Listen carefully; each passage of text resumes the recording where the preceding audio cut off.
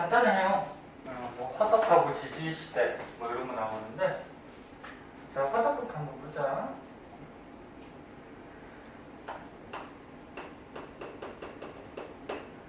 화석이라고 그러면은 너네 알고 있을 텐데, 지금 말고 옛날에 지질시대,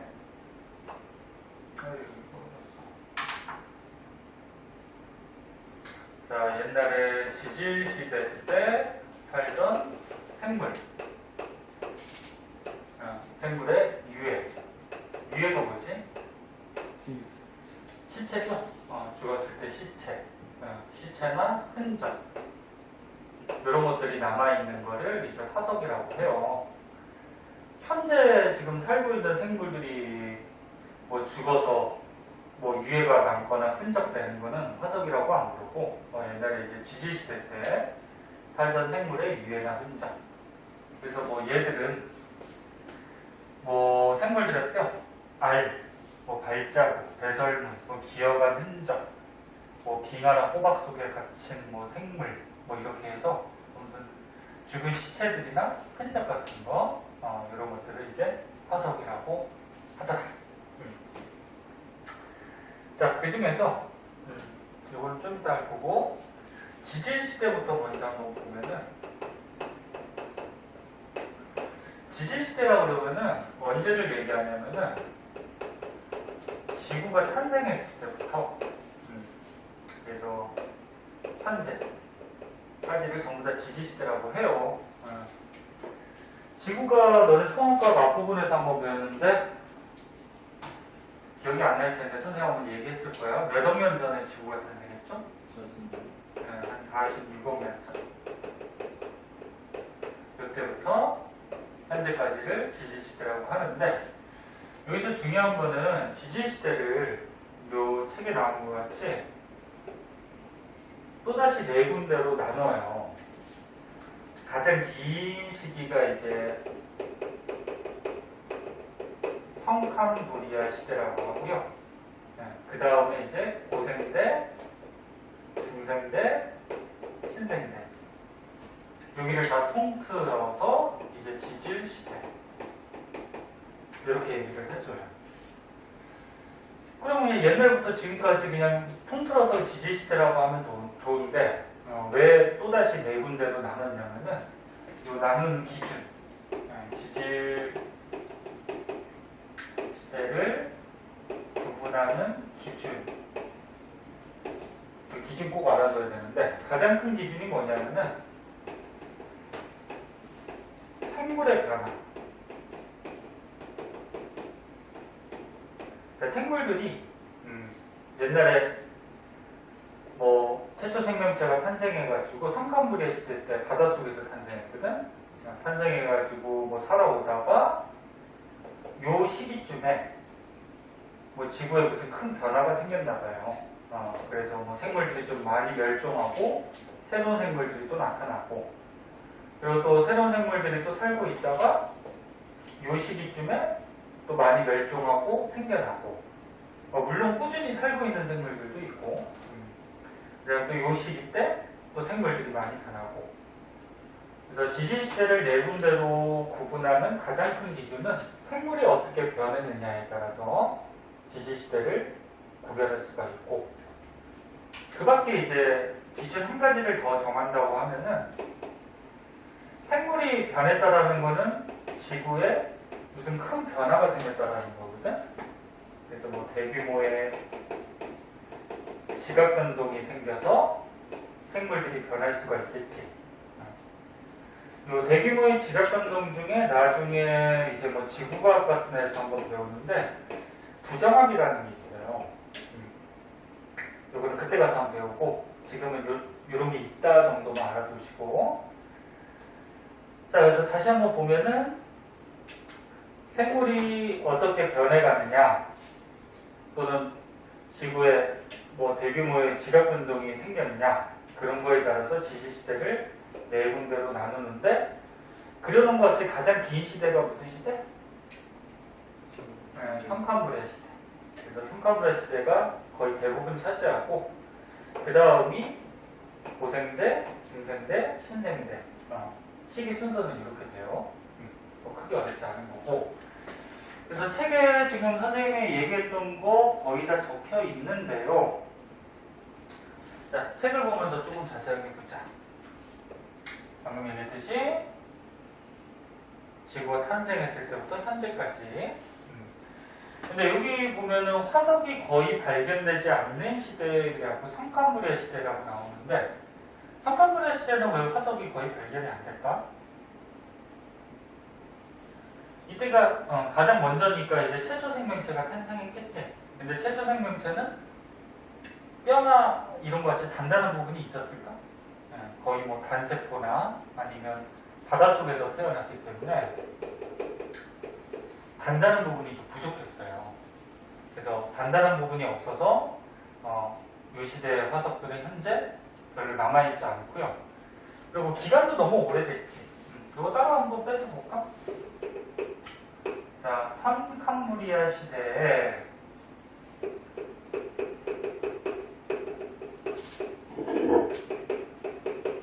화석이 현재 발견되는 게 굉장히 드물어요.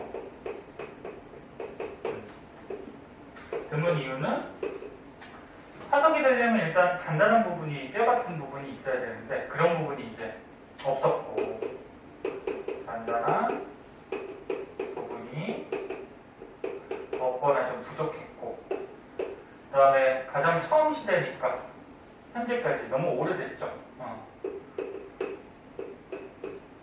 너무 오래됐으니까 훼손됐을 수가 있고, 그 다음에 이 긴 시간 동안에 지구에 여러 가지 지각 변동이 있었을 거 아니야, 그치?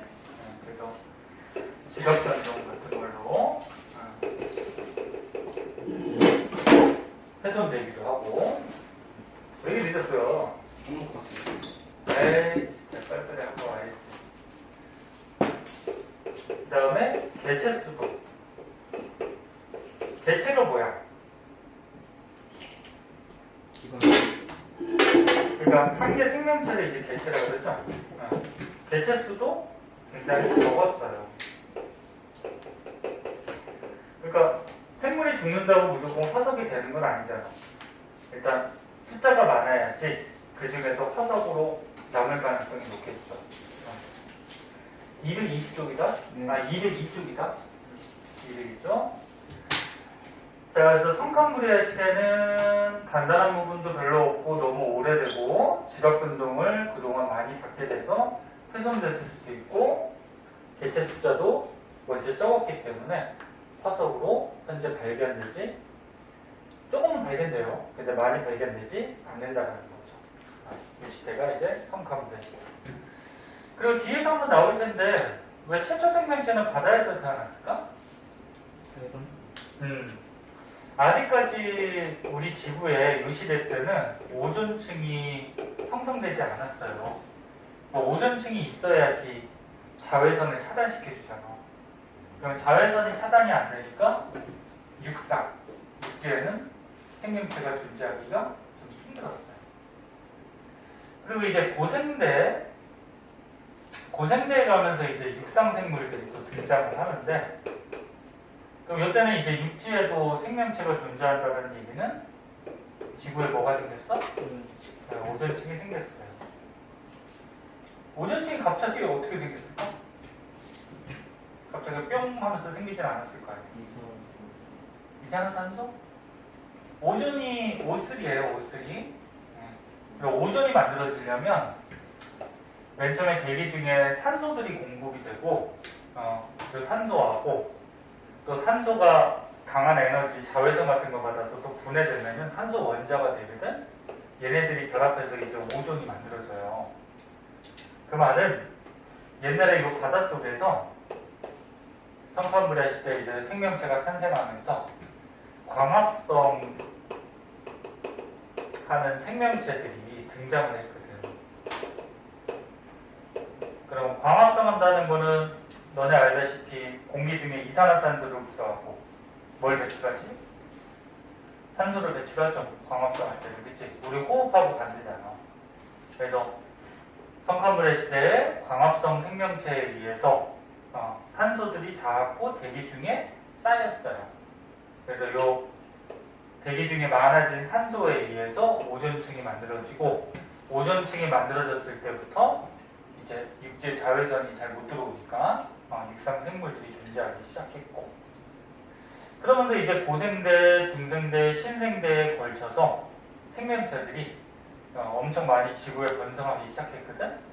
그럼 생명체 개체수도 많았고 그 다음에 생물들이 진화하다 보면 이제 간단한 뼈 같은 부분이 나오는 생명체들로 또 진화도 했고 그리고 성캄브리아보다는 고중 신생대는 그렇게 현재보다 오래되지 않았죠. 그러니까 그 사이에 지각 변동을 받는다고 하더라도 훼손되지 않고 보존되는 화석들이 많이 있어요. 그래서 고중 신생대 이 시대는 현재 화석이 많이 발견이 되더라. 이렇게 알아두도록 하시고 그럼 지지시대를 지구가 탄생했을 때부터 현재까지라 그랬으니까 선생님 그럼 현재는 신생대예요? 그렇게 물어보는 또 사람이 있는데 그러니까 신생대가 뭐냐면은 인류 사람 있잖아 사람 사람이 태어나기 전까지 그러니까 사람이 태어나서 이제 역사들을 기록한단 말이야. 이렇게 사람이 태어난 다음에 역사를 기록하는 시대를 역사시대라고 하고요. 요 전까지를 이제 신생대라고 해요. 그러니까 사람의 조상 유인원이라고 있거든. 유인원이 이제 신생대 때 나타났는데 초창기에 사람은 조금 뭐라 그럴까? 기능도 떨어지고 덜 진화됐겠지. 그래서 이제 역사를 기록하기 전까지. 그래서 현재는 신생대가 아니야. 자, 그래서 요거 꼭 알아두세요. 아까쯤에 오른쪽에 쓴 것 같이 지지시대를 네 군데로 나누는 기준, 생물의 급격한 변화. 근데 생물들이 어떻게 변화했는지는 옛날에 살고 있던 사람은 없잖아요. 그치? 그래서 뭐 보고 알 수 있어요? 화석을 보고 알 수 있지. 그래서 화석이 어떻게 변화됐느냐 그거에 따라서 알 수 있는데 자세한 건 또 2학년 때 지구과학에서 좀 배워. 너네 지층에 보면은 지층이 보통 쌓일 때 아래부터 쌓일 거 아니야. 그 아래에서 발견되는 생물의 화석이 오래된 생물이겠지. 뭐 이런 식으로 해서 화석의 종류도 알아내고 그러면 그 당시에 살았던 생물도 알아낼 수가 있고 그 다음에 암석의 나이를 또 조사하는 방법이 있어요. 뭐 절대연령 그래가지고 이것도 나중에 배웠는데 그래서 암석의 나이 현재로부터 얼마 전에 만들어진 암석이다 이런 나이를 또 재고 거기에 묻혀있는 또 화석을 알아내면 요 시대 때 이런 생물들이 살았구나 이렇게 우리가 짐작할 수가 있죠. 그래서 자세한 거는 이제 2학년 때 물화생지로 나뉘면서 그때 가서 좀 자세하게 배울 거예요. 1학년 때는 너네 알다시피 통합과학부에서 물화생지에 대해서 이제 가장 기본적으로 좀 알아야 될 것들 그런 것만 나오니까 알아두시고 자 그리고 이게 대규모의 지각 변동은 안 나왔는데 이것도 추가적으로 한 가지 더 알아주도록 하시고 자 그리고 성황물의 시대가 가장 길어요. 거의 대부분 88.2% 그래서 성황물의 시대가 지지시대 대부분을 차지하고 있더라. 이것도 한번 봐주도록 하시고요. 밑으로 가시면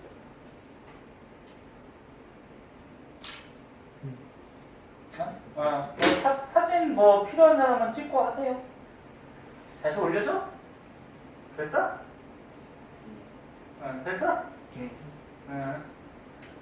이거 필기가 너무 많으면은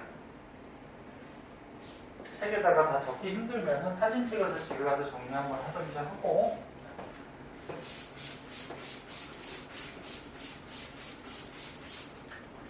자 시험이 저번 주에 끝났지만 늘 얘기하듯이 평소에 조금씩 해두면은 나중에 2학기 가서 편하니까 조금 기운 내고 하시고요. 이번 주에 또 방학도 하니까. 이번 주에 학교 나가니? 네. 아, 지금 나가고 있구나. 내일 월요일이고 아, 지금 그 교실 다음에 수요일 아, 월수목금. 그래. 학교 뭐 1학기 때 뭐 별로 안 나갔으니까. 2학기 때도 격주할 것 같아요. 2학기 때도 거의 격주제, 2학년까지는 거의 격주제로 할 것 같고요. 뉴스에 보니까 권고사항이긴 한데, 권고가 뭔지 알아? 해도 되고 해도 되고 안 해도 되고, 이제 학교 교장 선생님의 판단하에 하게 되는데, 어쩔 거 없네. 지방의 학교들은 2학기 때는 거의 매일 나간다고. 지방이요? 그러니까 서울, 인천, 경기 말고, 아, 지방에 있는 학교들은 거의 매일 등교할 것 같이 그렇게 얘기를 하더라고요. 뭐 확정된 건 아니고. 근데 서울, 인천, 경기는 1학기 같이 그냥 격주제로 좀 할 것 같아. 좀 이제 적응돼서 뭐 너네도 이제 아무튼 학교에서 정하는 대로 열심히 하면 되겠죠. 자, 그래도 방학이 한 일주일밖에 안 될 줄 알았더니 그래도 한 2주, 2주 좀 넘게 되네. 겨울방학은 한 달이더라고요. 겨울방학은 2학기 때는 뭐 이제 온라인 수업하고 격주제로 하다 보면은 뭐 수업 일수가 어느 정도 채워지니까 정상적으로 한 달 넘게 하겠죠. 그리고 백신이 나왔대요. 뉴스 보니? 아니, 백신이 나와서 지금 뭐 미국이나 일본 이런 데는 지금 백신들을 많이 사가지고 벌써 나왔어요. 아쉬워? 아쉬워? 더 늦게 나와야 되는데? 아, 그래 학교 안 가요.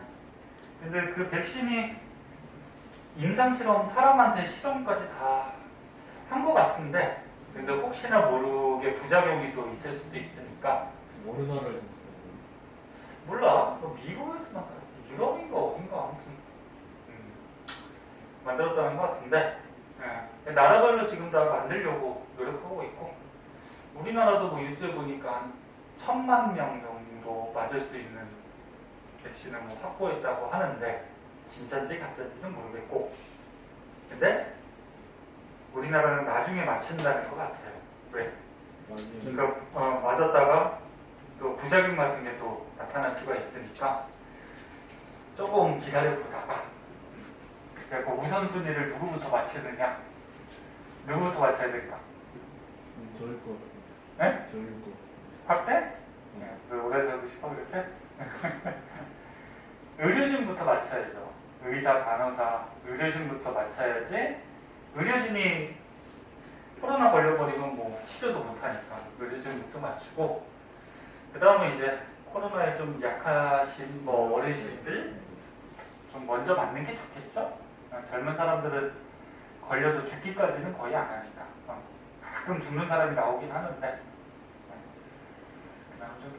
그리고 너네가 맞을 가능성이 높아. 학생들이 왜 공부를 해야 되니까 학교 가야 되고 하니까 그래요.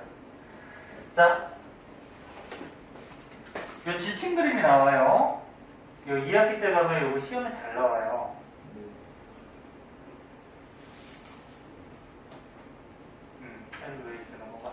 아까 처음에 얘기했듯이 우리가 살고 있는 땅 지층이 역전되지 않았다라고 하면은 역전이 뭐니? 뒤바뀌는 거죠. 엎어지는 거. 응? 스포츠 경기도 뭐 역전됐다 그러면 점수가 바뀌어버리는 거죠. 그래서 지층이 거꾸로 이렇게 엎어지지 않는 이상은 아래쪽에 있는 지층이 오래된 거죠. 오래된 지층이고 위로 가면 위로 갈수록 어떻게 돼? 최근에 쌓인 지층이 되겠죠. 그럼 여기에서 발견되는 생물 화석들도 아래쪽으로 갈수록 옛날 생물들이 나올 거고 위쪽으로 갈수록 최근에 생물들이 묻혀서 화석으로 나오겠죠. 그래서 여기 지금 보니까 화석이 A, B, C, D, E, F, G 뭐 이렇게 여러 가지 생물들의 화석들이 지층에서 발견이 됐대요. 근데 A는 이 4개 지층에서 전부 다 발견되고, 뭐 B는 나다에서 발견되고, C는 뭐 여기서만 발견되고, 이렇게 됐다라는 거거든. 그럼 요걸 보면은 정확하진 않지만 우리가 대강 지지시대를 좀 나눌 수가 있어요. 지지시대 나누는 기준이, 가장 큰 기준이 뭐라고? 생물의 변화. 예? 그러면 요 생물들이 지금 지층 속에서 B만 보자. 여기서만 생물 B가 발견된다라는 거는 이 다른 시대 때는 생물이 잘 존재하지 않았다. 즉 멸종하거나 뭐 이렇게 됐다는 얘기죠. 그러니까 여기서 발견된다라는 거는 이 시대 때 이 생물들이 B라는 생물은 완성을 했다. 이렇게 보는 거죠. 그럼 여기 중에 너네가 대체로 봤을 때 생물들이 많이 멸종하고 또 새로 생겨나고 생물들이 급격하게 변했을 때가 잠깐만요. 미안해요. 여보세요?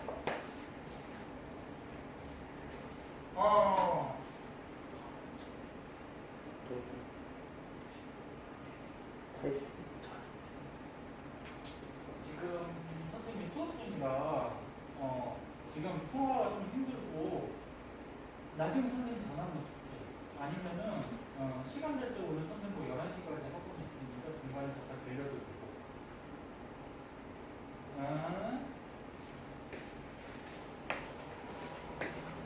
그러면요. 급한 전화인가 해서 받았더니 자 보자. 여기서 보면은 대체로 생물이 어디서 많이 변하는 거 같니? 어디하고 어디 사이?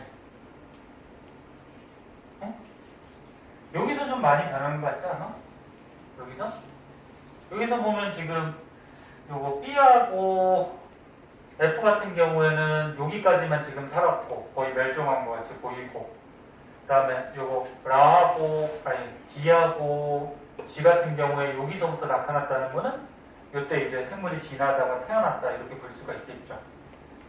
그래서 지금 가하고 라 사이가 생물들이 대체로 좀 급격하게 변한 시기가 되겠지.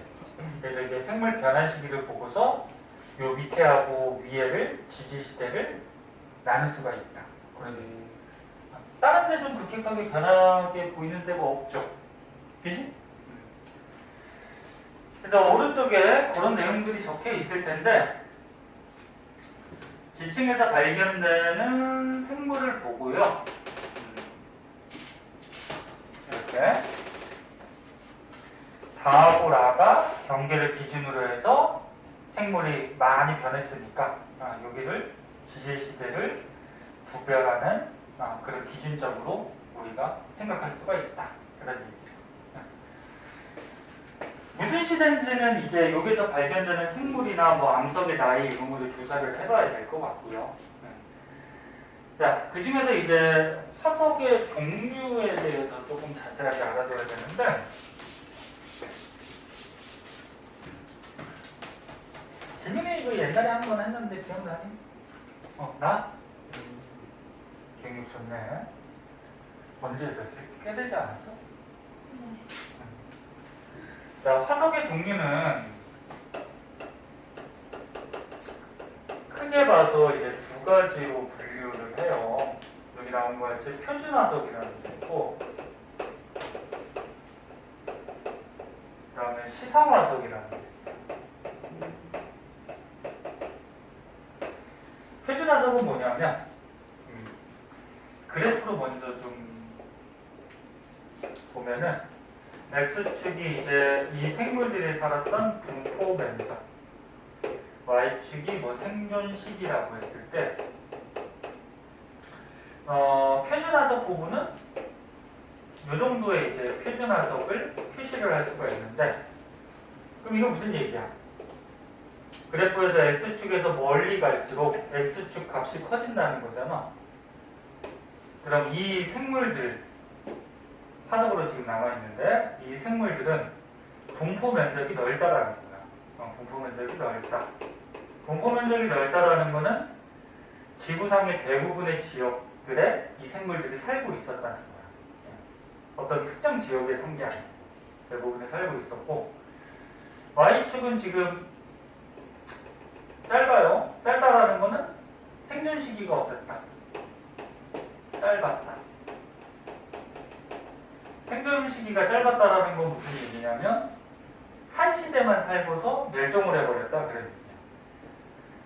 즉 무슨 얘기냐면 표준화석이라는 거는 그 시대에 전 세계의 넓은 지역에 걸쳐서 생물들이 살았는데 한 시대만 살고서 멸종을 해버린 그런 생물들의 화석을 표준화석이라고 해요. 그러니까 그 시대를 대표하는 화석. 그래서 뭐 대표적으로 고생대 때 생물들이 삼엽충, 뭐 갑주어, 강추충, 요 그림으로도 나올 수 있어요. 그래서 그림도 한번 봐주세요. 어떻게 생겼는지. 얘네들은 고생대만 살았거든. 근데 지구 전체적으로 다 존재를 했어요. 얘네 전부 다 바다 생물들이야. 바닷속에서 살았던 건데. 그래서 그 시대를 대표하는. 그 다음에 중생대 때는 이제 암모나이트. 암모나이트는 어디 사니? 바다에 사는 바다. 네? 바다. 그러니까 바다에 사는지 육상에 사는지도 알고 있어야 돼. 왜? 암모나이트 화석들이 지층에서 많이 발견되면 그 지역은 바다였다. 옛날에 바다였다는 거지. 네. 공룡들은 어디 사니? 육상에 살죠. 육상. 네. 바다가 많으니까 육상만 적어줄게요. 이런 생물들은 중생대만 살았던 생물들이고, 그 다음에 이제 신생대 대표적인 게 화폐석하고 매머드. 얘도 육상이죠. 화폐석은 바다. 네. 매머드라 그래서 이거 굉장히 큰 맘모스 코끼리 있잖아. 네. 자, 이런 생물들 같이 생존 기간은 짧고 넓은 지역에 지구 전체 대부분 살았던 생물들의 화석, 표준 화석이고, 표준 화석을 보면 우리가 뭘 할 수 있냐면은 지층의 생성 시대, 지층의 생성 시대를 알 수가 있다 그랬는데 이게 무슨 얘기냐면, 자, 지층이 있어요. 자, 요 맨 밑에 지층에서 삼엽충 화석들이 많이 발견되더래. 그럼 삼엽충은 무슨 시대 때 살았던 대표적인 생물이야? 고생대죠? 그러면 여기서 삼엽충 화석들이 많이 발견된다는 거는 이 지층은 옛날에 고생대 때 형성이 됐다. 여기서 뭐 공룡 화석들이 많이 발견됐는데 중생대 살던 생물이니까 중생대 때 이 지층은 형성됐다. 뭐 매머드가 많이 발견되면 이거 뭐 신생대 때 지층이 만들어졌다. 그래서 표준 화석들을 보고서 이 지층이 언제 만들어졌는지 이런 거를 우리가 알아낼 수가 있죠. 그 다음에 이제 시상화석은, 자, 시상화석은 그래프로 먼저 보면은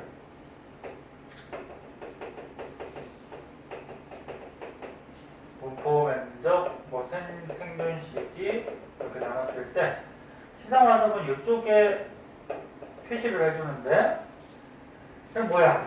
분포 면적을 좁아요. 좁다라는 게 무슨 의미가 있을까? 전 세계에 다 살지 않았다는 거야.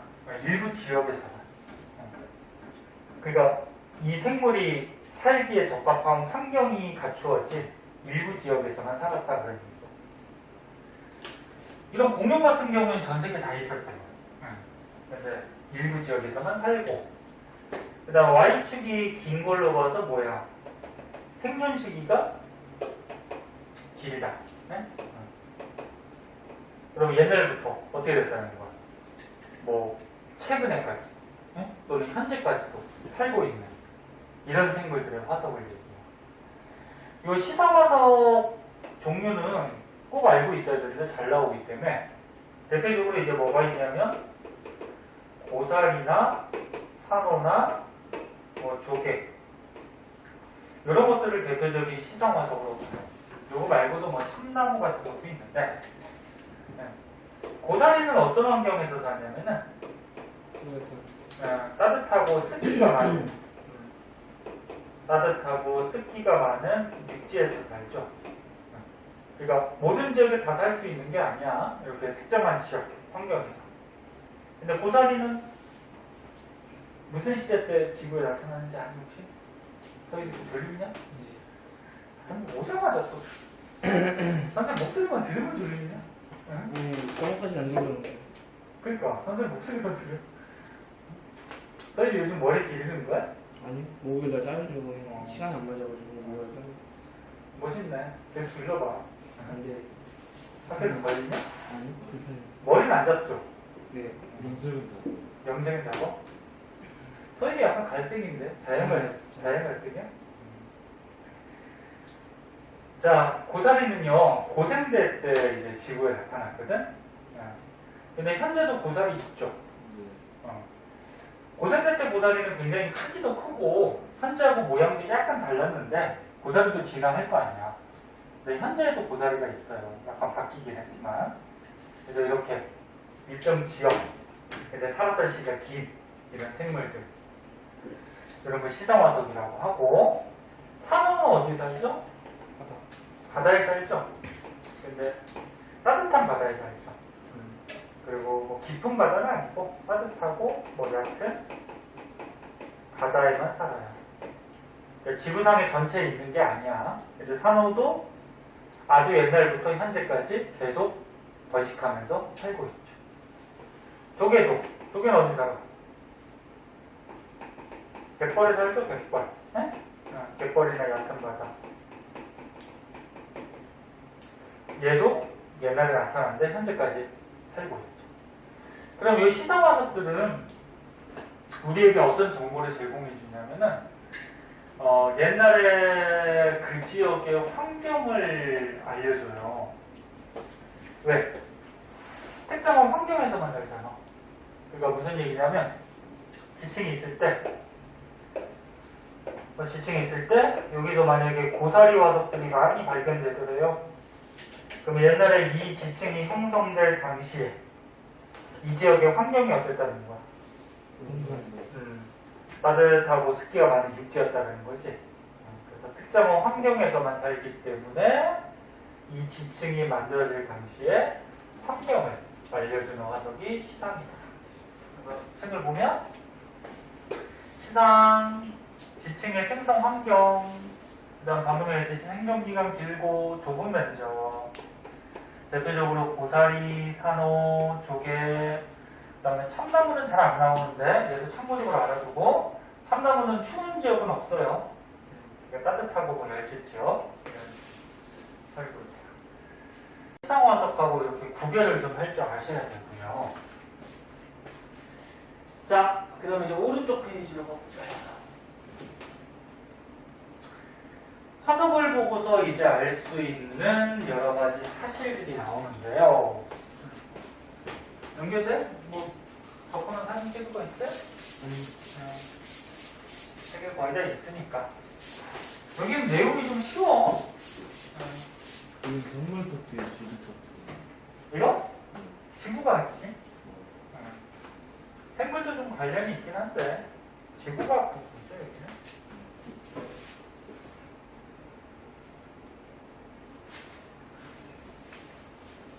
앞에서 배웠던 뭐 생명 시스템 그런 부분이 생명이고, 그 다음에 여기 뭐야 산화, 환원, 중화 반응 이런 거 화학이고, 또 앞에서 배웠던 뭐 운동량, 충격량, 중력 이런 거는 뭐 알다시피 물리고, 지금 배우는 부분은 지구과학고.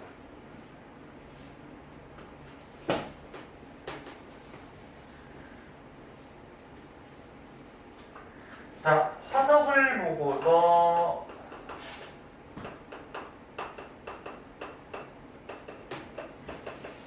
알 수 있는 여러 가지 사실들이 있는데, 옛날에 살던 사람은 없기 때문에 우리가 화석이나 지층을 보고서 과거를 이제 짐작을 하잖아. 화석 보고서 과거의 수륙 분포라는 게 뭘까? 수가 물수전지. 그러니까 바다하고 육지, 그지? 바다하고 육지가 어떻게 분포되었는지 짐작할 수가 있죠. 지금 만약에 여기 인천 지역에서 3회충 화석들이 많이 발견되더래. 그럼 지금은 육지지만 옛날에 3회충은 바다에서 사니까 고생대쯤에는 바다였다는 얘기죠. 그리고 육지 같은 경우에는 대륙 이동설 그런 거 들어봤지. 대륙이 자꾸 이동하니까 옛날에 바다였다고 하더라도 지금 현재는 대륙일 수도 있고 아니면 땅이 떠오르기도 해요. 떠오르는 걸 뭐라 그러지? 융기라 그래. 융기. 땅이 이렇게 서서히 떠오르는 거 융기. 가라앉는 거. 심강. 이렇게 얘기해요. 심강. 그래서 이런 것도 원리를 다 나중에 배우는데 지구에 보면은 뭐 이렇게 흙이 많이 쌓여서 무거운 부분은 어떻게 될까? 가라앉을까 뜰까? 가라앉겠죠. 여기는 이제 가라앉아요. 침감을 해요. 무거운 부분은 서서히 가라앉아요. 사람이 느낄 수 없을 정도. 그 다음에 많이 풍화 침식이 일어나서 가벼운 부분은 어떻게 될까? 떠오르겠지.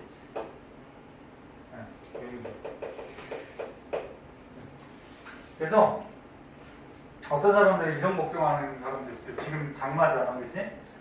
그러면 산하고 뭐 이렇게 들판의 흙들이 어떻게 돼? 빗물에 의해서 막 강으로 바다로 막 쓸려 내려가잖아. 그럼 선생님 땅이 자꾸 낮아지지 않아요? 미래가 뭐 이제 너무 낮아지다가 바다에 잠기지 않아요? 그런데 이렇게 풍화 침식에 의해서 또 낮은 곳으로 쓸려가면은 이 부분은 또 가벼워지니까 나중에 언젠가 떠올라요. 그래서 지구는 평형을 맞추는 그런 작용들이 자연적으로 또 일어나고 있죠. 자, 그래서 화석들을 보고서 옛날에 바다였는지 육지였는지 이런 것도 알 수가 있고요. 요 밑에 것도 똑같은 얘기고. 그 다음 방금 얘기했듯이 땅이 떠오르는 건 뭐라 그랬어? 융기라고 그랬죠? 융기. 융기였는지 아니었는지도 알아낼 수가 있어요. 지금. 시험도 바빠. 한번 복습해야지. 예? 너 들었지 너? 멍 때리고 있었어? 보고 있습니다. 보고 있었어? 융기였는지도 알 수가 있는데 만약에 높은 산에서 바다 생물 화석들이 발견이 된다라고 하면은 산인데 바다 생물들이 살 수는 없잖아, 그치? 옛날에 여기가 바다였는데 어떻게 됐다는 얘기니까 땅이 옛날에 바다에서 생물들이 살고 있다가 죽었어. 화석이 됐어. 그 다음에 어떻게 된 거야? 이 땅이 떠오른 거야. 떠올라서 지금 현재 산이 된 거야, 산맥이. 그래서 실제로 뭐 여기 예도 나올 텐데 강원도 태백산맥에 태백산지에 고생대 삼엽충 화석들이 막 발견이 되더래. 삼엽충은 바다에 사는 거잖아, 그치? 옛날에는 바다였는데 그 생물이 묻혀서 화석이 된 다음에 떠올랐다는 얘기지. 융기했다는 거 알 수 있고. 뭐 히말라야 산맥에서 암모나이트 화석들이 발견이 되더래. 히말라야 산맥 엄청 높죠. 히말라야는 그 판에 이동해서 한번 배웠는데 그 큰 유라시아 판하고 무슨 판하고 부딪힌 거지? 인도판. 뭐 삼각형 모양으로 된 인도판이 꽝 부딪혀서 요 경계 부분이 올라가고 히말라야 산맥 생긴 거잖아. 그럼 그 전에는 부딪히기 전에는 요 사이가 뭐였겠니? 바다였단 말이야. 그치? 그래서 인도판이 막 올라오다가 꽝 부딪혀서 히말라야 산맥. 그 옛날에 암모나이트 화석 같은 게 산맥이 만들어질 때, 즉 땅이 떠오를 때 같이 딸려서 올라갔다. 그렇게 우리가 볼 수가 있죠. 그 다음에 세 번째, 요거는 뭐 아까 전에 얘기한 것 같이 과거에 뭘 할 수 있어? 환경을 알 수가 있죠. 환경을 알려주는 게 표준이야, 시상이야? 시상 화석들을 보고서. 그지?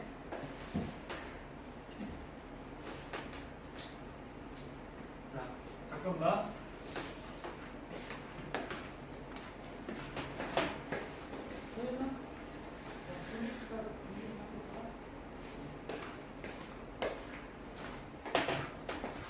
많이 피곤해? 자, 여기까지만 봐봐. 네. 자, 그래서 요 밑에 뭐 간단하게 이렇게 그림이 좀 나왔는데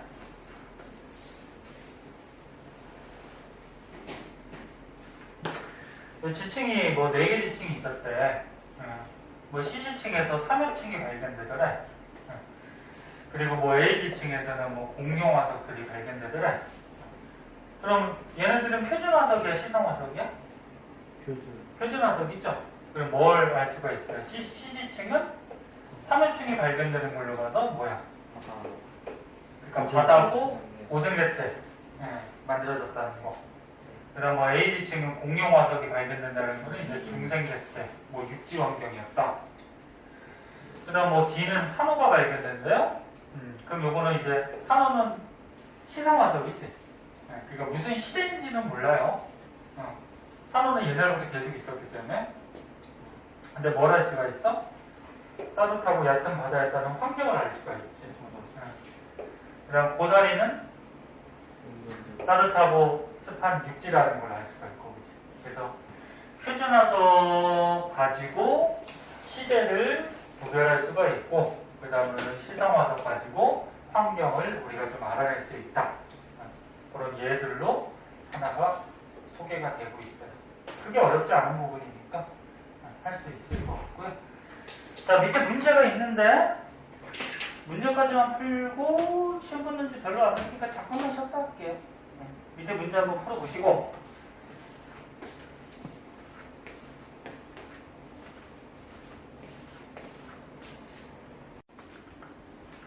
자, 볼게요. 우리 조금만 더 합시다. 차리고 자, 여기는 뭐 원체 쉬워서 거의 다 외우고 그런 부분이라서 한 번씩만 그냥 보고 넘어가면 돼요. 자, 다음 장의 204페이지에는 이제 각 지지시대의 특징점들이 나와요. 자, 맨 처음에 성캄브리아 시대는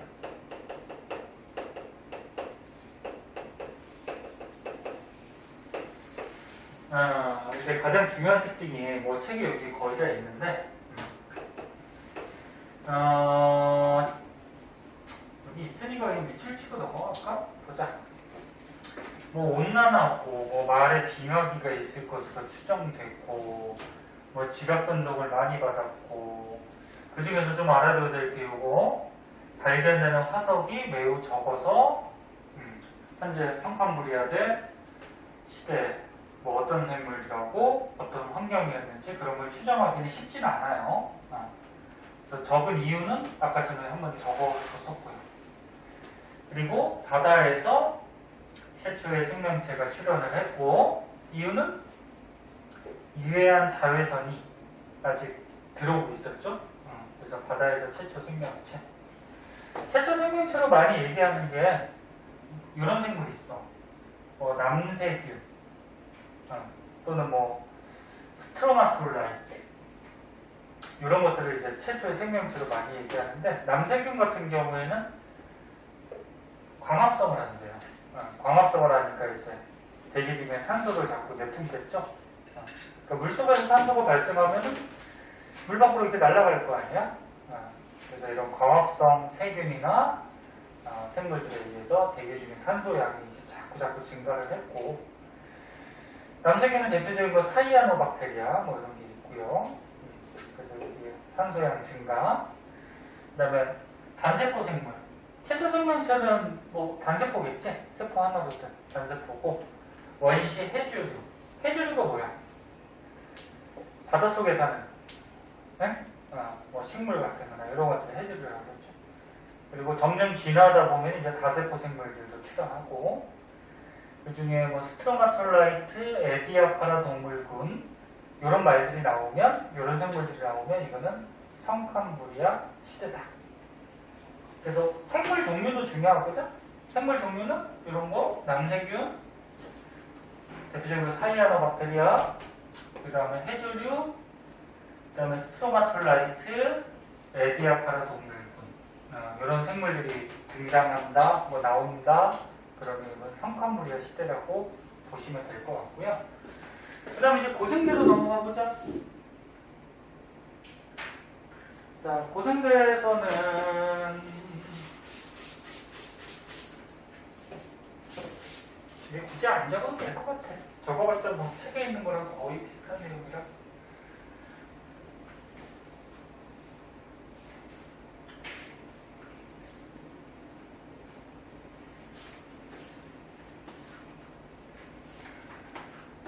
자, 고생대를 한번 보시면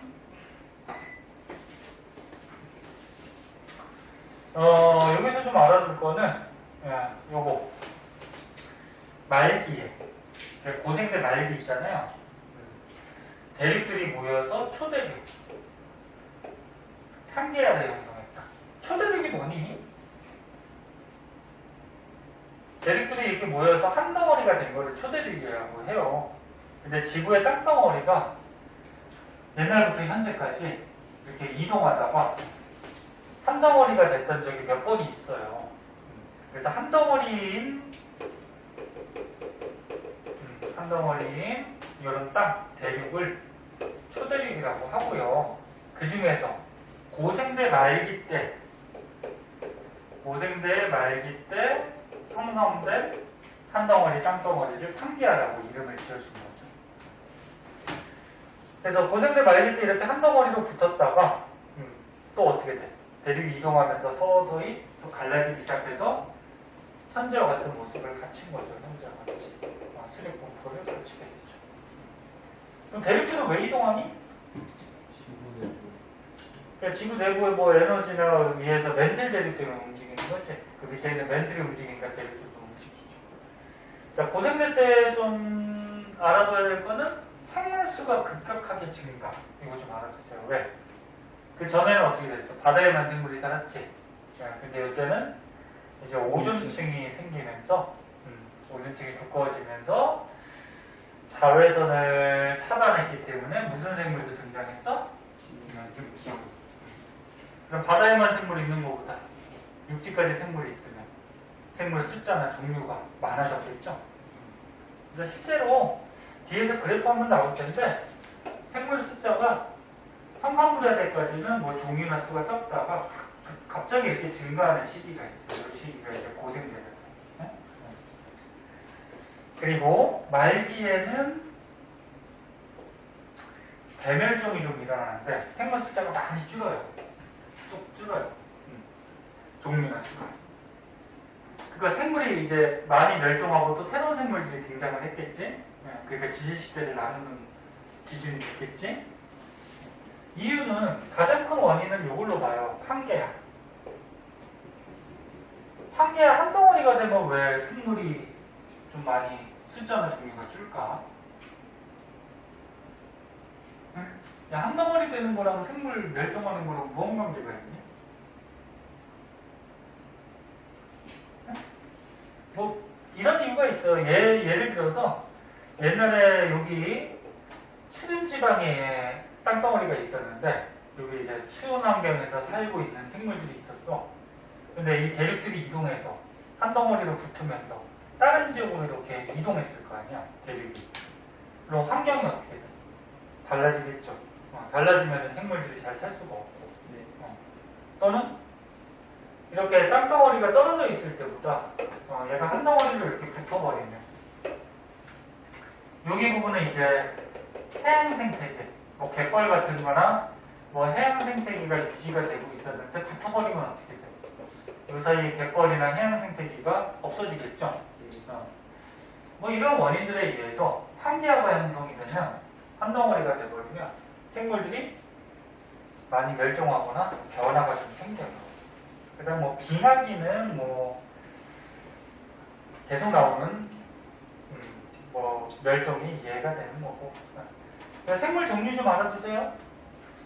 고생대 바다의 뭐 삼엽충, 강추충, 완종류. 완종류라 그러면 뭐 조개더미 뭐 이런 것들을 완종류라고 해요. 그 다음에 물고기 조상, 갑주. 이게 갑주가 어리 조상이에요. 어리 조상이면서 얘가 최초의 척추동물이에요. 척추동. 척추가 뭐니? 등뼈에 있는 거야. 등뼈. 등뼈를 척추라고 그러죠. 물고기 등뼈 있잖아. 이 갑주어가 물고기의 조상이면서 최초의 척추동물이기도 하고. 그 다음에 육지에는 양서류, 그 다음에 곤충류, 뭐 식물로는 양치식물. 이 식물의 양치식물들이 요 밑에 있네. 묻혀가지고 그게 썩어가지고 현재 발견되는 석탄이에요. 그 고생될 때 이 양치식물 고사리가 지구 전체에 엄청나게 많았거든. 걔네들이 묻혀서 현재 석탄층을 이루고 있다. 그 다음에 이런 거 잘 봐야 되는데 파충류하고 거시식물이 출현을 한 거고, 그러니까 고생대 말기 때 파충류하고 거시식물이 출현을 한 거고 번성은 이제 중생대 때 하는 거예요. 응? 그러니까 출현이냐 번성이냐 이런 거 좀 확인했을 때 얘네들은 고생대 말기에 출현, 번성은 중생대. 응? 그래서 양소주는 번성한 거예요. 양서들은 번성한 거죠. 간단하게 요거만 먼저 적어줄게. 식물 같은 경우에는 뭐 성칸부리아, 고생대, 중생대, 뭐 신생대도 이렇게 나눴을 때 성칸부리아 때는 바다에만 살았지 횟줄 뭐 이런 것들. 그 다음에 고생대 때 뭐 양치식물, 예?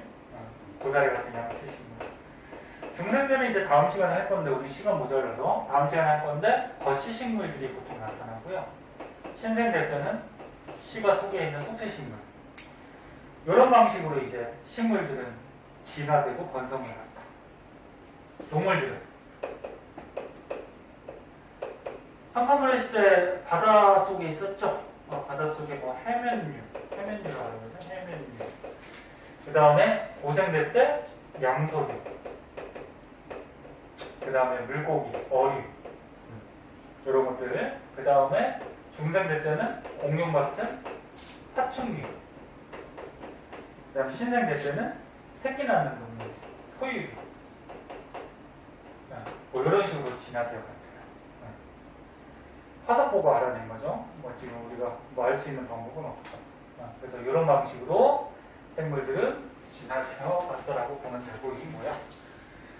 저기 또? 바이러스. 아니야, 바이러스는 아니고. 내일 모레 수요일 날 또 수업 있으니까요. 중생대부터 이어서 좀 하도록 하고요. 오늘 시험 끝나고 첫날이라서 서희이 기다리다 안 돼가지고 그냥 수업했어요. 빨리 와요. 그래서 수요일 날부터는 이제 본격적으로 지금 진도 좀 빨리빨리 나가고요. 2학기 때도 시험 기간에 문제 많이 풀어봐야 되니까. 가능하면 또 방학 동안에 빨리 합시다. 자, 정리된 사람은 오늘 여기까지 할게요.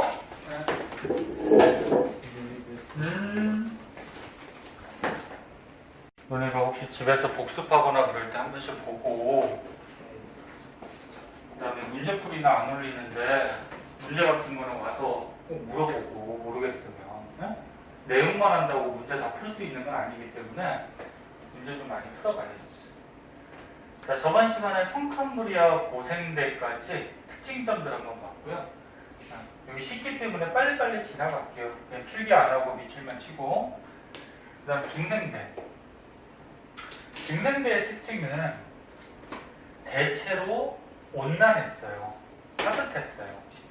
그럼 따뜻하다는 얘기는 생물들이 굉장히 잘 살 수 있고 번성을 많이 했거든.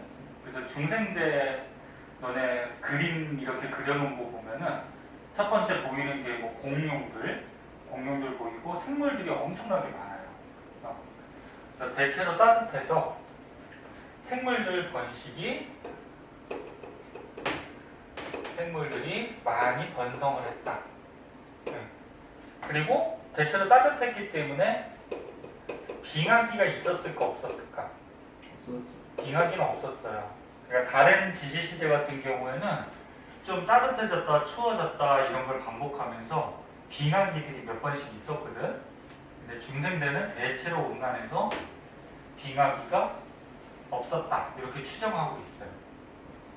근데 중생 때 말기쯤에 이제 공룡들이 멸종하는데 그럼 그 큰 사람보다 훨씬 큰 그 공룡들이 멸종을 했다라는 얘기는 빙하기는 이제 원인에 해당하지 않을 거고 다른 이유인데 가장 많이 이유를 드는 게 이런 거. 이 말기의 생물들이 멸종한 다른 이유가 뭐 운석 충돌. 그러니까 우주에서 운석 같은 것들이 많이 날라와서 충돌을 해서 뭐 맞아 죽기도 하지만 맞아 죽는 것보다 이제 운석이 지구에 많이 충돌하면은 기후 변화 같은 것도 생길 수가 있고 생물들이 살 수 있는 뭐 서식지 같은 경우에도 많이 파괴가 되니까 멸종할 수가 있어요. 그다음 뭐 화산활동, 화산활동. 그래서 중생대 그림 같은데 보면 화산이 꼭 그려져 있거든. 그때 화산활동이 좀 심했대요. 이런 걸로 좀 멸종하지 않았을까 예상하는 거지. 누가 본 사람은 없어요. 자, 그래서 대체로 온난하고 아까 전에 얘기했듯이 화산활동이 많이 일어났다 그랬죠. 그럼 화산활동이 일어나면은 화산가스들도 하늘에 많이 떠다닐 거고, 화산가스 성분에 가장 많은 성분이 뭘까? 수증기에 가장 많아요. 화산가스 수증기. 그 밖에 이제 뭐 이산화탄소, 너네가 얘기한 뭐 메테인, 뭐 등등 해가지고 여러 가지 기체들이 있는데 이 화산가스 성분들이 온실효과를 일으키는 온실 기체들이에요. 온실효과는 뭐야? 응? 지구가 있으면 지구는 대기가 있기 때문에 이 대기에 온실 기체들이 많이 존재하게 되면은 태양에서 이제 에너지를 받잖아, 그치? 그 지구가 따뜻해지는데 대기 온실 기체 때문에 우주로 방출되는 것도 있지만 어느 정도는 지구에서 어떻게 품어주지. 그래서 따뜻한 상태로 온실같이 유지되는 게 온실효과 아니야. 근데 이때는 이제 화산가스가 많이 방출되면서 온실기체 양이 증가했다. 그러면 지구 기온은 어떻게 될까? 올라가겠죠. 온실효과가 좀 심하니까, 그지? 그래서 대체로 따뜻한 그런 현상들이 생겼다. 그래서 빙하기는 거의 없었을 것이다. 이렇게 예측을 하고 있고, 그 다음에 저번 시간에 판게아 배웠었는데 이거는 참고적으로 알아두세요. 그 고생대 말기쯤에 앞에서 나왔듯이 고생대 번째 말기쯤에 땅덩어리가 한 덩어리로 뭉쳤다고 했지. 대륙 이동하면서. 그리고 고생대 말기 때 뭉쳤다가 다시 흩어졌다고 했어. 이동하면서. 그래서 판게아가 중생대 때 분리가 되면서 지금 현재 너는 대서양 바다하고 인도양 바다. 그러니까 땅과 땅 사이가 벌어지니까 그 사이에 바닷물이 들어오겠지. 그래서 대서양하고 인도양이 이때 형성됐다. 알아두시고, 그 다음에 산맥 중에 유명한 산맥 있잖아. 로키 산맥, 안데스 산맥, 뭐 히말라야 산맥, 또 하나 뭐 있어? 세계 4대 산맥이 뭐 있지? 하나 못 받았지? 알프스 산맥, 응? 뭐 이런 것들 있잖아. 그 중에서 대륙들이 이동하다가 충돌을 하거나 그래갖고 로키 산맥이랑 안데스 산맥이 증생대 때 나눠졌대요. 그래서 이건 잘 나오진 않지만 나올 수는 있기 때문에 알아두셔야 돼. 판게아가 분리되면서 중생대 때 대서양, 인도양 바다가 생기고 로키 산맥하고 안데스 산맥이 생겨났다. 그 다음에 중생대 때 이거 저번 시간에 끝에 부분에서 적어줬었는데 중생대는 거의 파충류 시대라 그랬죠. 공룡들이 파충류야. 파충류가 뭐니? 곤충. 곤충? 야, 공룡이 곤충이야? 도마뱀. 그래, 너 도마뱀같이 알을 낳아서 번식하고, 뭐 피부가 좀 뭐 미끈미끈하고, 그 다음에 파충류 특징 뭐 여러 가지가 있어요. 체온도 조금 변할 수 있고 뭐 이런 것들. 그래서 파충류가 번성한 시대인데 바다에는 무슨 생물들? 암모나이트. 암모나이트 이렇게 크게 둥글둥글하게 이렇게 꼬여 있는 거 있잖아요, 그치? 그림도 알아두셔야 돼요. 암모나이트 그림 나오면 중생되구나. 그다음 육지에는 파충류 중에 대표적으로 이제 공룡. 식물로는 무슨 식물? 거시식물. 그러니까 거시식물이 고생대 말기쯤에 등장을 하고 번성은 중생대 때 한 거야. 잘 읽어야 되는 문제 같은 거. 고등학교 문제가 짜증나는 게 단어 하나 가지고 맞고 틀리고 하기 때문에. 그 다음에 시조새. 시조새가 이제 새. 새를 뭐라 그러냐면 조류라고 그러죠. 새의 조상이죠. 시조새. 시조새에서 좀 참고적으로 알아둘 거는 시조새가 새인데 파충류의 특징점도 갖고 있고요. 새의 특징점도 갖고 있어요. 너네 지금 새들은 이빨이 있어요? 없어요? 이빨이 없어요. 그냥 부리만 있지? 근데 시조새는 파충류같이 이빨이 있었어요. 그리고 새같이 이제 날개가 있고 뭐 깃털도 있고. 응? 그럼 여기서 우리가 알 수 있는 사실이 뭐야? 시조새가 새의 조상인데 얘가 두 가지 특징점을 둘 다 갖고 있다는 얘기는 새라는 애는 파충류에서 어떻게 됐다? 진화되어서 생겨난 거다. 이렇게 우리가 추정을 할 수가 있어요. 왜? 파충류는 그 전부터 있었거든? 그 시조새는 갑자기 이제 진화하면서 나타났어. 근데 특징점이 두 가지 특징점이 둘 다 있대. 그럼 파충류가 자꾸자꾸 진화하다가 시조새가 나오지 않았을까? 이렇게 예상을 하는 거죠. 지민이 또 졸려요. 아니요? 눈물.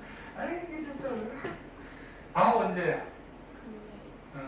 금요일까지만 좀 참아. 근데 시험 때보다는 좀 편하잖아. 자, 그 다음에 포유류하고 속시식물이 출현을 한 거고, 말기쯤에 번성은 이제 조금 이따 하듯이 이제 신생대 때 번성을 해요. 그러니까 출현한 거지 여기서 번성한 게 아니야. 자, 그래서 중생대에서 밑줄 치고 써준 정도만 좀 너네가 외우든지 알아두시면 될 것 같고요. 그 다음에 이제 신생대로 넘어가자.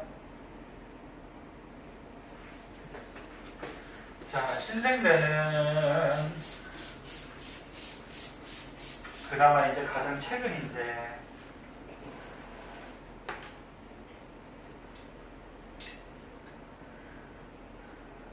아까 중생대부터 판계하고 막 분리됐다 그랬잖아요, 그지? 그럼 이제 신생대에는 대륙들이 많이 이동했겠지? 그래서 대륙들 사이에 바다도 많이 발달을 하고, 그 다음에 대륙들이 움직이다가 충돌해서 산맥도 많이 만들어지고, 그런 현상들이 있는데, 그래서 여기를 한번 보면,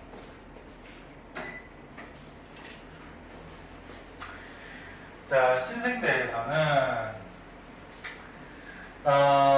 빙하기하고 간빙기가 좀 반복이 돼요. 빙하기는 추워서 어는 거지. 간빙기는 뭐야?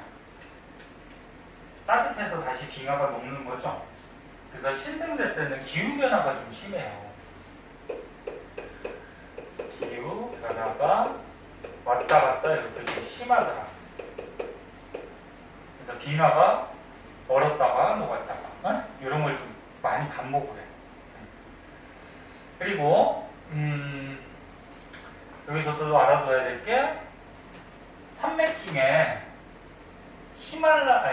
알프스 산맥하고 히말라야 산맥이 이때 형성이 되고, 그 중에서 히말라야 산맥 잘 나오거든. 히말라야 산맥이 어디 있는 거지? 네. 그 네팔, 인도 거기에 있는 거지. 그래서 이렇게 삼각형으로 된 인도 판하고, 너는 판 구조로 배웠잖아, 그치? 그 다음에 우리나라 포함하는 넓다란 뭐 있어? 유라시아판, 그치? 그래서 인도판이 올라와가지고 이 유라시아판하고 충돌하면서 여기에서 뭐가 만들어졌어? 히말라야 산맥이 만들어졌죠. 현재도 지금 계속 충돌하고 있어요.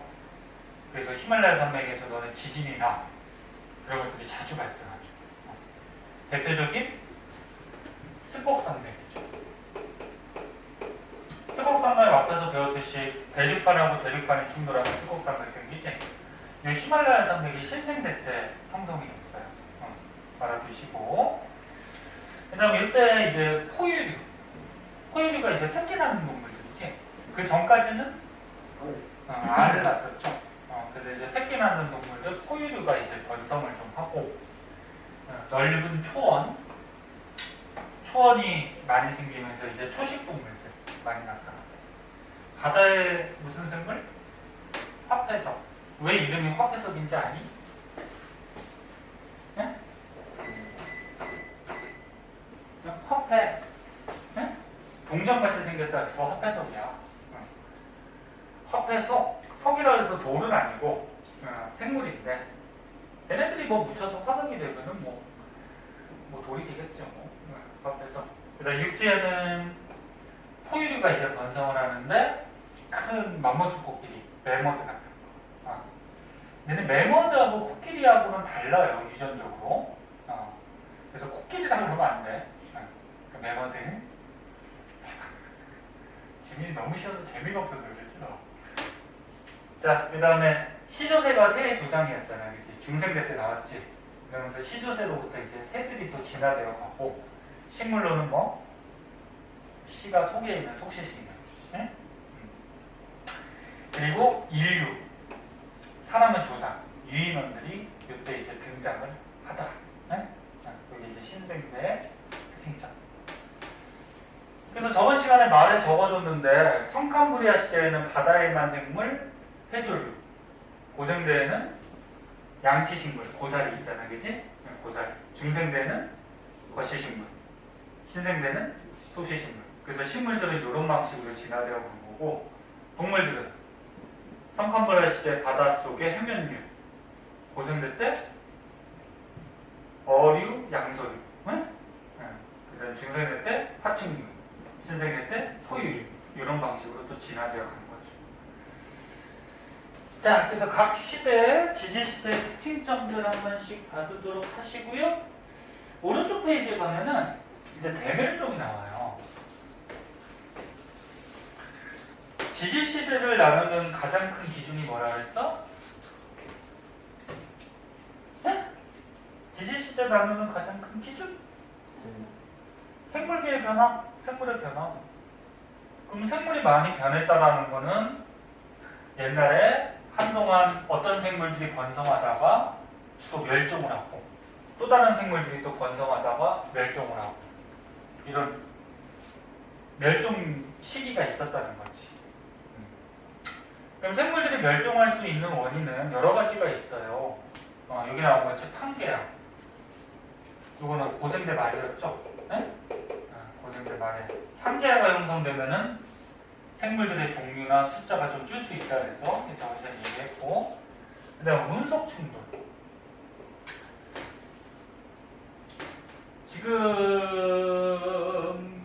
지금 현재보다는 옛날에 운석들이 더 많이 지구로 떨어졌을 거란 말이야. 왜 그러냐면 니네 앞에서 통합과학 앞에 부분에서 배울 때 태양계도 어떻게 형성이 됐어? 성운이 중력 수축해서 중심에 태양 생기고 주위의 미행성체들이 충돌해서 행성들이 됐잖아. 그지? 그리고 그 미행성들 중에 아직 좀 부스러기들이나 이런 것들이 떨어질 수가 있고, 또는 지구 근처에 해성 같은 데 날아가면 헬리해성 같은 해성 들어갔어? 해성이 뭘로 돼 있을까?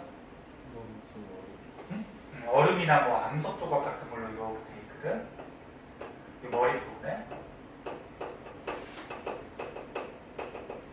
이 꼬리는 이제 날아가니까, 중력 때문에 날아가니까 이 얼음이나 먼지 같은 게 뒤에 이렇게 쭉 늘어져 있는 게 꼬리고, 근데 해성 같은 게 지구 근처로 날아오다 보면은 부딪히면 지구 멸망해요. 뽀개져요. 근데 다행히 지금 해성들을 연구했을 때 지구하고 궤도가 부딪히지는 않는데요. 근데 미래 어떻게 될지는 모르지. 아무튼 너네 죽을 때까지만 괜찮으면 되잖아. 근데 죽을 때까지는 이상은 없을 것 같고. 자, 그러면 이 혜성이 날아다닐 때 이 혜성에서 이제 얼음 조각이나 암석 조각, 먼지 같은 게 근처로 이렇게 떨어질 수가 있어. 그럼 지구 중력 때문에 지구 안쪽으로 들어오겠지. 근데 대부분은 어떻게 돼? 대기에서 마찰 때문에 타버리잖아.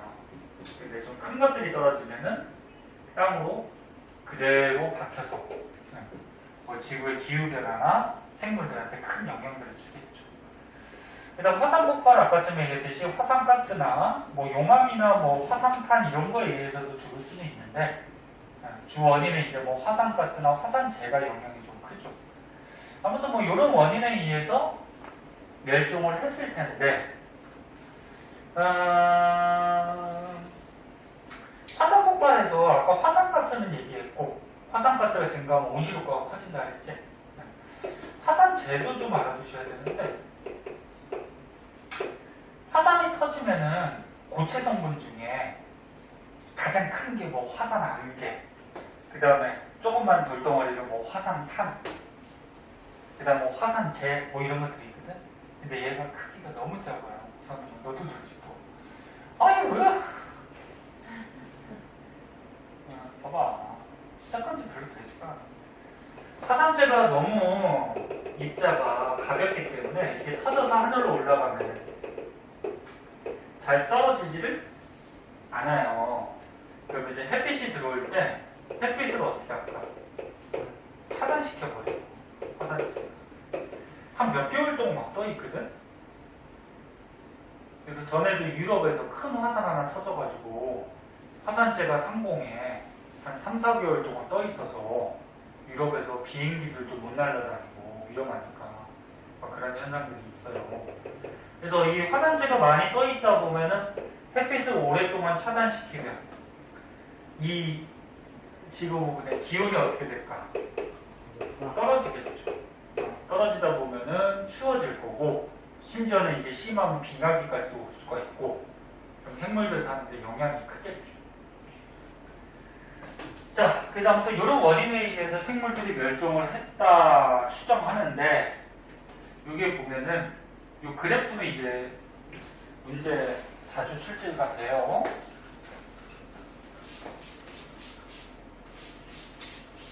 지질시대 때 생물들이 많이 멸종한 시기가 크게 5번 정도가 있었대요.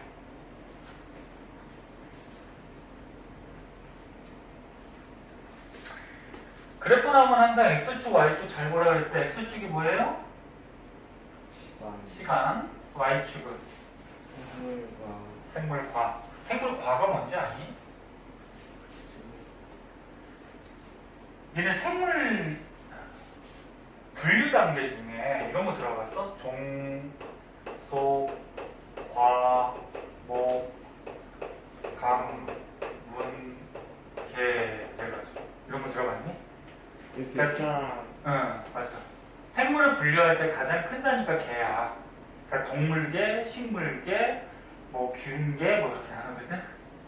개가 가장 크고 그 안에 문, 그 밑에 감, 목, 과, 속, 종 뭐 이렇게 되거든. 가장 작은 단위가 종이. 응? 그 과 요거 얘기하는 거예요. 그 간단하게 얘기해서 Y축이 뭐라고 생각하면 돼? 생물의 종류라고 생각하면 돼. 종류. 응? 종류. 자, 성칸무리아 시대는 여기서부터 고생되니까 성칸무리아 시대는 뭐 바다에서 최초 생명체 나타나면서 생물의 종류가 그렇게 많지는 않았겠지. 네, 그러다가 특징이 뭐야? 고생대 들었으면서 생물의 종류가 어떻게 돼? 급격히 증가해. 생물의 종류가 급격히 증가를 하는 시기가 이 고생대다. 육지에도 생물들이 막 등장하고, 그지?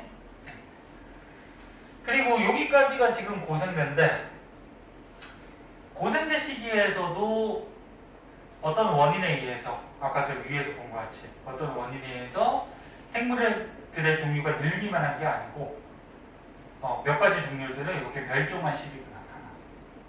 근데 특이한 거는 요거. 고생대에서 중생대 넘어갈 때, 고생대 말기 때 어때 지금? 가장 생물 종류가 가장 많이 줄었지. 그래서 고생대 말기 때 옆에서 써 있을 텐데 대멸종 중에 가장 큰 대멸종이 일어났어요. 네? 그래서 고생대 말기 때 생물 종류가 많이 줄었다. 그러면서 이제 또 중생대 때 생물 종류가 많이 늘어났지. 생물들이 번성했다 그랬지. 왜? 아까 좀 얘기했듯이 온난해서 많이 번성했죠. 그리고 이제 신생대 가면서 중생대에서 신생대 넘어가면서 또 생물들이 좀 멸종하고. 그래서 지제시대를 나누는 이 기준은 생물계의 변화라 그랬으니까 시대가 바뀌는 시점, 여기나 뭐 이런데 바뀌는 시점은 큰 대멸종들이 좀 있었던 거야. 그 중에서도 고생대 말기 때 가장 큰 대멸종이 있었다. 그래서 크게 봐서 대멸종이 일어난 시기가 몇 군데 정도 되냐면은 여기 하나, 둘, 셋, 넷, 5번 정도. 5번 정도의 대멸종 시기가 좀 있었다. 이렇게 알아두고 위치가 어딘지까지는 뭐 굳이 알 필요는 없고요. 그래서 적어준 정도 이 정도 알아두시면 될 것 같아요. 다 했어? 자, 그 다음에 맨 밑에 한번 보면 멸종한다는 게 나쁜 것만은 아니에요. 그러니까 기존에 있던 생물들이 멸종하면은 또 새로운 생물들이 자꾸 등장을 하게 되지. 그래서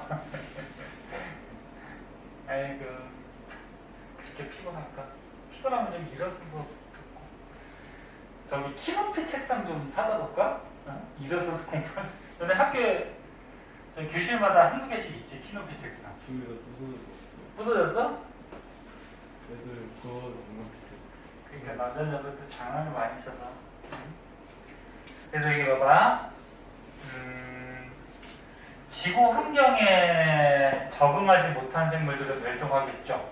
뭐 환경 변화가 있었을 때. 근데 멸종을 하고 또 새로운 생물들이 자꾸 나타났지. 그래서 환경이 변했을 때 새로운 환경에 적응하는 다양한 또 생물들이 나타나기 때문에 멸종을 하고 또 새로운 생물들 나타난다는 얘기는 자꾸 생물의 다양성이 어떻게 되더라? 증가하는 쪽. 그래서 요거 한번 보면은 생물은 진화할 때 방금 얘기했듯이 종류가 어떤 방향으로? 다양한 방향으로. 점차 종류가 많아지고 있어요.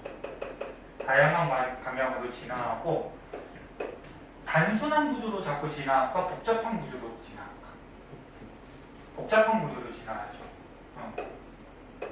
생물의 뭐 생김새나 하는 기능들이 복잡한 구조로 진화를 하고 생물의 구조가 복잡해져야지 환경이 변하더라도 그 환경에 적응할 수 있는 생물들이 많이 존재하겠지. 그래서 자꾸 환경에 어떻게 적응하는 방향으로 진화를 하겠죠. 그러니까 생물들이 살아간다는 거는 환경에 적응하면서 살아가는 거잖아, 그지? 그래서 생물들이 진화한다는 거는 환경에 적응하는 쪽으로 진화되어 간다. 네? 이런 것도 참고 삼아 알아두시고. 자, 밑에 문제 있네요. 그 문제 풀고 잠깐만 쉬었다 할게요. 그러면 얘는 또 너무 좋다. 그 문제까지만 할게요.